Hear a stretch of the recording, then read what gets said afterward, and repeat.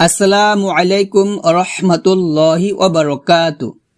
আজকের এই ভিডিওটি অনেক গুরুত্বপূর্ণ, কারণ আজকের এই ভিডিওতে আমরা সাইয়্যিদুল ইস্তেগফার সহি শুদ্ধ করে শিখব।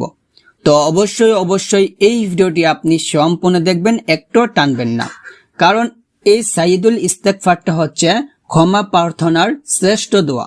রাসূল সাল্লাল্লাহু আলাইহি ওয়াসাল্লাম বলেন, যে ব্যক্তি এই দোয়াটি দিনে পাঠ করে রাতে মারা গেলে, কিংবা রাতে পাঠ করে দিনে মারা গেলে সে জান্নাতি হবে। তো অবশ্যই আমরা এই দোয়াটি সহি শুদ্ধ করে শিখব এবং আমল করব। তো চলুন শুরু করি। আউযু বিল্লাহি মিনাশ শাইতানির রাজীম। বিসমিল্লাহির রহমানির রহিম।